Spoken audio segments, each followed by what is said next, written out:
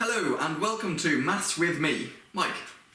In this video we're going to look at the basics of trigonometry, and we're going to begin by looking at the word trigonometry, and it's made up of three parts. We've got a tri, which means three, we've got a gon, which means angle, and you might have come across that with words like hexagon, pentagon or polygon to mean the collection.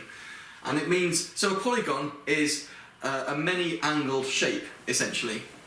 And then we've got the end, which is metry, which comes from the word meter, meaning to measure.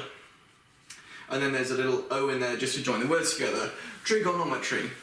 And that's what it means. So we're looking at the measure of three angles, or three-angled shape measure. And that's why it's to do with triangles. So to begin with, let's look at a triangle. And to begin with, we're just going to look at right-angled triangles. So here is a right-angled triangle, that's the right angle. Right angle meaning 90 degrees.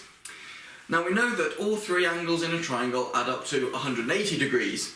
And if this one is 90 degrees, then the other two angles together must also add up to 90 degrees, so that all three angles will add up to 180 degrees.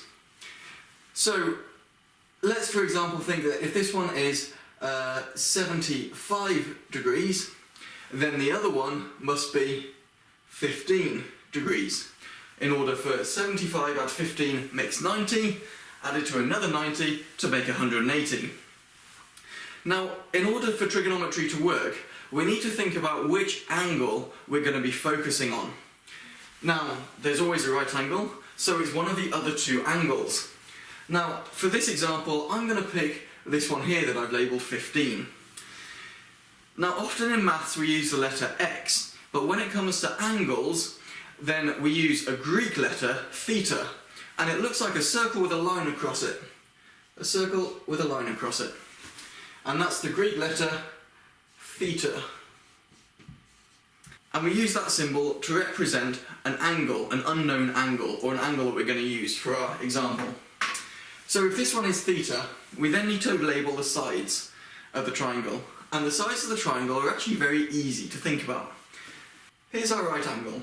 Now the side opposite the right angle is always called the hypotenuse. And that's always the longest side. And the hypotenuse of a right angle triangle is always opposite the right angle. So now that that side is labelled, let's look at the other two. This is the angle that we're going to use, this one here. So this side here is what we call opposite the angle we're going to use. So that's the opposite side. And this one is next to the angle we're going to use, and is also the last one left. And since it's next to, another word for next to is adjacent. So that would be the adjacent side. And that's how it works, and it works with any triangle. If we draw another triangle, here is a right angle triangle. There we are. If on this one, if I label this angle here as my theta, well, here's the right angle. Opposite the right angle is the hypotenuse. Opposite the angle is the opposite side. And next to the angle is the adjacent side. And they can often be abbreviated to HYP, hype, or sometimes just an H, and OPP, or just an O for opposite, and for adjacent, ADJ, or can be given the letter A.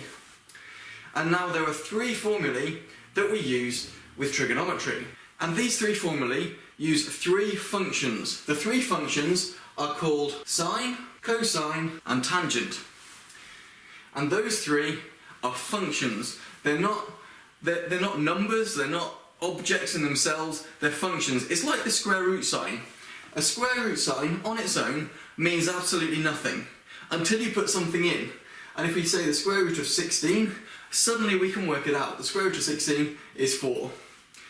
So the square root is a function. This symbol is a function. And the same is with these. The sine, the cosine, and the tangent all need something with them, and they need the angle with them, which we labelled earlier as theta. So we have sine theta, cosine theta, and tangent theta. And that's often abbreviated again to just three letters. sine, or sin, cos for cosine, and tan for tangent. And if you look at a scientific calculator, you'll see sine, cos and tan on there, and that's what they are. On their own, the buttons don't do anything, but you need to put an angle with them. So sine, cos and tan each have their own formula to go with them, such as this. Sine of the angle is the opposite side divided by the hypotenuse. Then we've got cos of the angle is the adjacent side divided by the hypotenuse, and tan of the angle is the opposite side divided by the adjacent side.